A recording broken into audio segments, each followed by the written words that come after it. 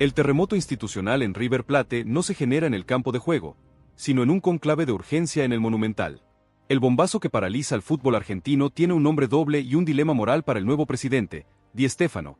Ezequiel Barco, el talentoso, pide volver de Rusia por una crisis familiar que lo obliga a dejar el Spartak de Moscú. Y en un giro dramático del destino, Claudio Echeverri, el diamante que parecía pulido para Europa, no será considerado por el Bayer Leverkusen y su retorno a Núñez es inminente. El spoiler es que la decisión no es financiera, sino cultural. ¿Cómo gestionará Gallardo, que analiza en silencio este escenario, el regreso simultáneo de dos talentos con historial de indisciplina y compromisos rotos?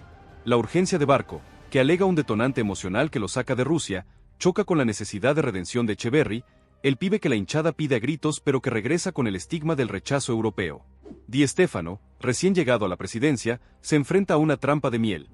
Dos fichajes rutilantes que pueden asegurar la popularidad o detonar el vestuario. El análisis es profundo.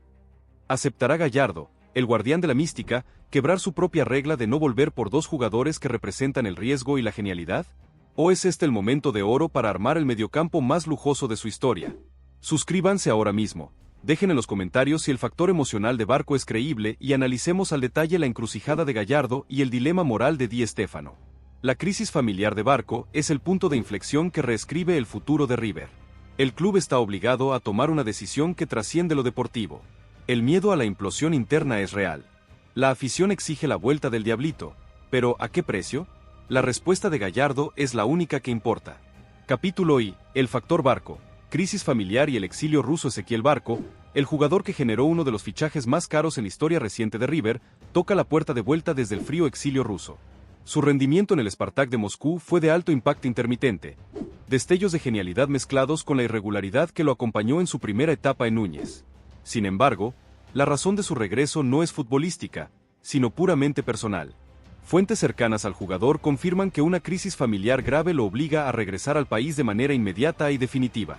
El jugador no solo busca una salida del Spartak, sino un entorno de contención emocional que solo River Plate puede ofrecerle. El factor Barco introduce una carga dramática inusual en el mercado de pases. El Spartak, que invirtió una cifra considerable por el pase del extremo, no pondrá facilidades. La dirigencia de Di Stéfano debe negociar con la firmeza rusa bajo la presión del detonante emocional. El costo de la operación, ya sea un préstamo con opción obligatoria o una compra parcial, se estima en cifras millonarias, que rondan los $5 millones por un porcentaje del pase, lo que representa un riesgo financiero considerable para un jugador que ya demostró fragilidad emocional en su paso por el Atlanta United y la propia River. Gallardo, que conoce la volatilidad del extremo, debe ponderar si el talento puro justifica el riesgo personal que Barco arrastra. Su primera salida de River fue tensa, con un compromiso que quedó a medias. ¿Está Barco maduro para un segundo acto? El dilema de Gallardo es real. La familia como detonante. Capítulo 2. El trauma Echeverri. El rechazo europeo y la presión social. Claudio Echeverri, el Diablito, regresa no por deseo propio, sino por la puerta de servicio del rechazo europeo. El Bayer Leverkusen, que había sellado un preacuerdo por la joya de la cantera, decidió no ejecutar la opción de compra, aludiendo a que el joven jugador no cumplió con las expectativas de desarrollo físico y táctico en el periodo de seguimiento postacuerdo. Este trauma Echeverri es un golpe directo a la imagen exportadora de River. La noticia de su retorno forzado generó una ola de clamor social en la hinchada. Las redes sociales y las encuestas son unánimes. El Diablito debe volver a Núñez para redimirse y demostrar que Europa se equivocó. El Leverkusen, que prioriza el perfil físico y la disciplina táctica por encima del enganche puro, considera que Echeverri está demasiado verde para la Bundesliga. El retorno del Mesías rechazado presenta un riesgo psicológico para el joven. Volver al club que lo vio nacer con la carga del fracaso prematuro. Gallardo, que siempre ha sido un protector de la cantera, debe decidir si la humillación europea ha servido como cura de humildad o si, por el contrario, ha dañado su confianza de manera irreversible. Para River, el regreso de Echeverri es la oportunidad de recuperar un talento sin la negociación traumática de una venta, pero con el riesgo reputacional que conlleva. La presión del hincha es el detonante popular de esta operación. ¿La afición perdonará el rechazo de Europa? Capítulo 3. Di Stéfano y la trampa de miel. Popularidad vs prudencia. Stefano Di Stéfano, el presidente Nobel que ganó las elecciones con una plataforma pragmática y la promesa de equilibrio financiero, se encuentra ante una trampa de miel. El regreso simultáneo de Barco y Echeverri le ofrece una inyección instantánea de popularidad y un golpe de efecto mediático que eclipsaría a cualquier rival. Sin embargo, la prudencia financiera le exige cautela. Barco es una operación costosa y de riesgo personal. Echeverri, aunque más sencillo, regresa con un salario alto y un historial de compromiso que debe ser vigilado. La trampa de miel es que Di Stéfano puede sacrificar sus principios de austeridad por un baño de masas. El presidente debe equilibrar la demanda social, que exige a los dos jugadores, con la responsabilidad institucional, que exige un vestuario sano y cuentas ordenadas. Su primer gran movimiento será una declaración de principios. ¿Será un presidente populista que se doblega ante el clamor o un ejecutivo firme que prioriza el proyecto Gallardo? La decisión sobre estos dos jugadores definirá su legado político. El rival, Boca, observa con atención, esperando que el exceso de genialidad se convierta en exceso de ego. La prudencia le exige a Di Stéfano una consulta obligatoria con Gallardo, el verdadero dueño del proyecto deportivo. 270 palabras. Capítulo 4. La mesa de análisis Gallardo. El juicio de la reincidencia a la pelota está en el tejado de Marcelo Gallardo. Su mesa de análisis es el Tribunal Supremo de River. El técnico, conocido por su exigencia innegociable y su aversión a la complacencia, enfrenta el juicio de la reincidencia. Barco y Echeverri, a pesar de su talento, representan un riesgo de indisciplina y un compromiso a medias en el pasado. El regreso de Barco, incluso por un tema familiar, puede interpretarse como un quebrantamiento de la norma. La regla de oro de Gallardo castiga la fragilidad, y Barco ya demostró ser un jugador emocionalmente volátil. En el caso de Echeverri, el muñeco debe ponderar si el rechazo europeo es una señal de advertencia sobre el nivel de adaptación o si, por el contrario, lo devolverá a River con la disciplina táctica que aprendió o le exigieron en Alemania. El peso de la regla de oro recae sobre la figura de Gallardo. Si los acepta, envía un mensaje de flexibilidad al vestuario. Si los rechaza, confirma que la cultura está por encima del talento. Esta mística de la exigencia ha sido el motor de la era más gloriosa del club. La decisión final de Gallardo será leída por la plantilla como un acto fundacional del nuevo ciclo.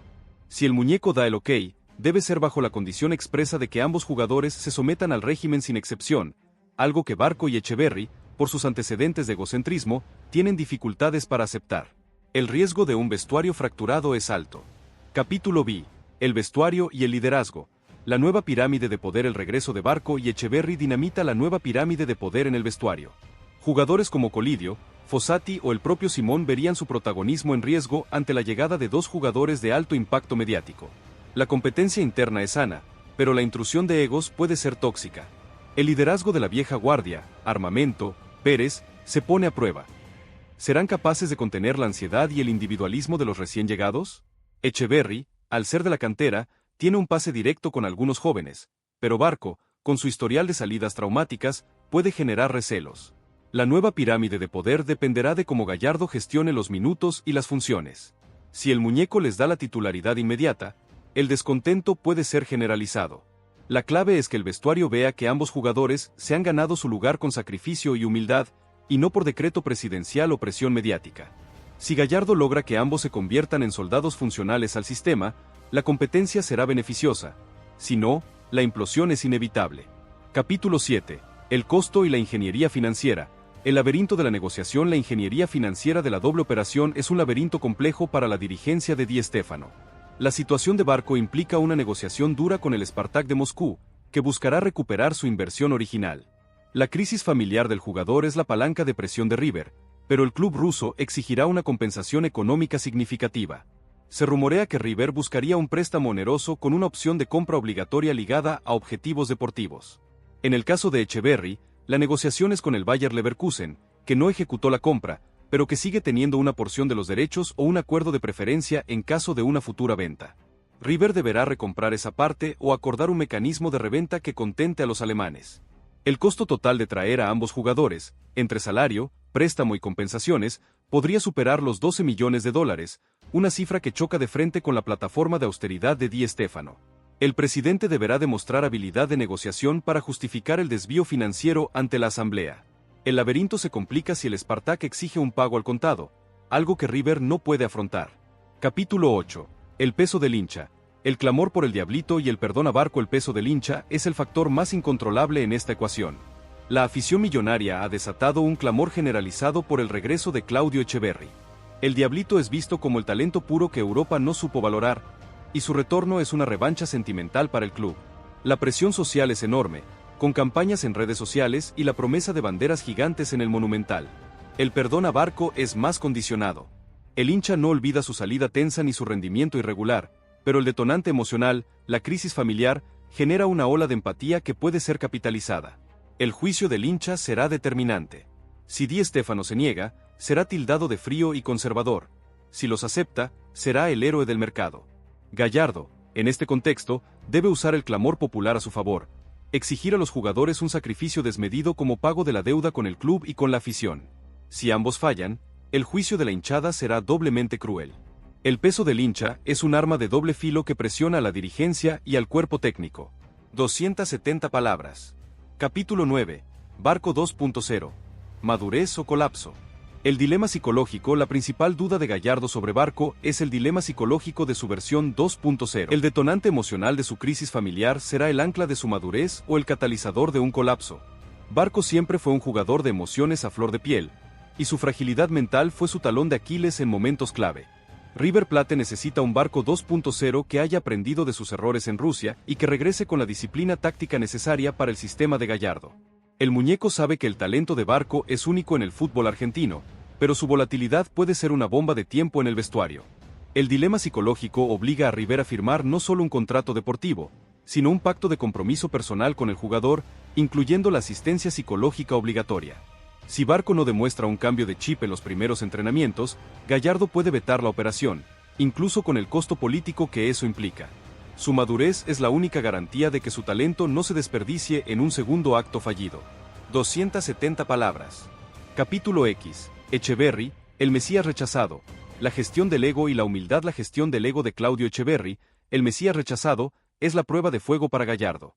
El joven regresará con el estigma de no haber triunfado en Europa, algo que puede mermar su confianza, o por el contrario, inflar su ego al creerse demasiado bueno para volver a jugar en el fútbol local. Gallardo debe exigirle una cura de humildad pública y privada. El muñeco sabe que un jugador talentoso y arrogante es más peligroso que uno mediocre. La gestión del ego implica un tratamiento especial en el vestuario. Echeverri debe entender que su nombre no le da la titularidad y que el sacrificio en los entrenamientos es el único camino. El Mesías rechazado tiene la presión de la hinchada sobre sus hombros, algo que Gallardo puede usar como palanca motivacional. Si el diablito acepta la humildad de volver a empezar, su talento puede explotar de manera definitiva. Si se revela, su carrera corre peligro de estancarse en un segundo acto lleno de promesas rotas. Capítulo 11. El plan táctico de Gallardo. El dilema de la superpoblación creativa. El plan táctico de Gallardo con la posible llegada de Barco y Echeverri se centra en el dilema de la superpoblación creativa. Ambos jugadores son enganches o extremos interiores con una tendencia natural a jugar por dentro, lo que puede saturar la zona de creación del mediocampo. El muñeco deberá ser un cirujano táctico para encontrarles un lugar. La formación ideal podría ser un 4-3-1-2, con Echeverri como enganche clásico detrás de los delanteros, y Barco como un volante interior ofensivo por izquierda, con libertad para romper y asociarse.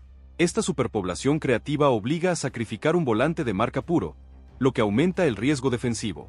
Gallardo deberá redefinir el rol del doble 5, exigiendo a uno de ellos, por ejemplo, Fossati, que se convierta en un volante de contención más riguroso y posicional. El plan táctico pasa por la asociación relámpago entre los tres generadores, Echeverri, Barco y el mediapunta que quede libre. Si logra que la genialidad individual se someta a la geometría colectiva, River tendrá un poder ofensivo nunca antes visto. Si no, la anarquía destruirá el equilibrio.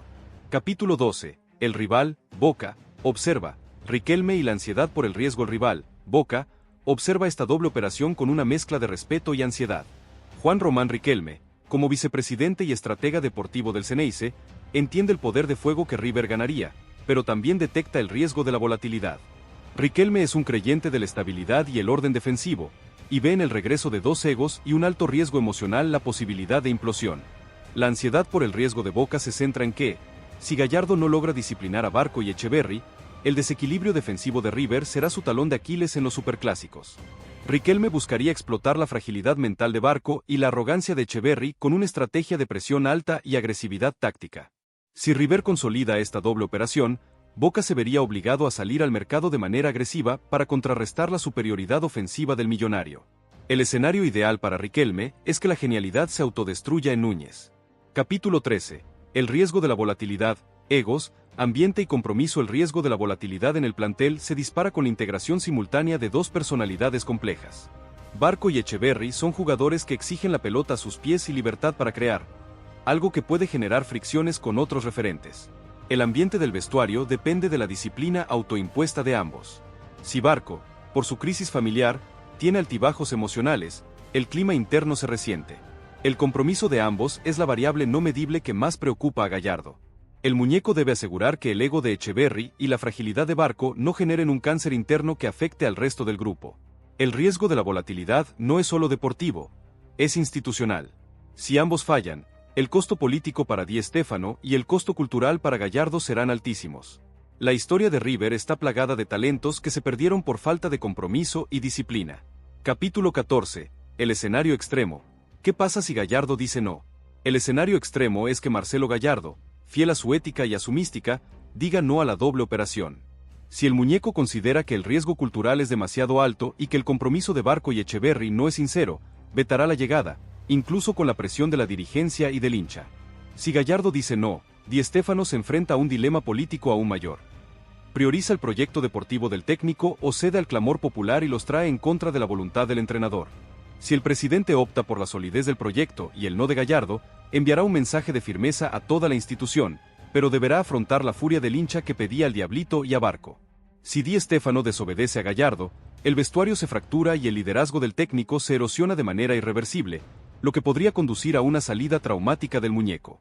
El escenario extremo pondría a prueba la estructura de poder en River Plate.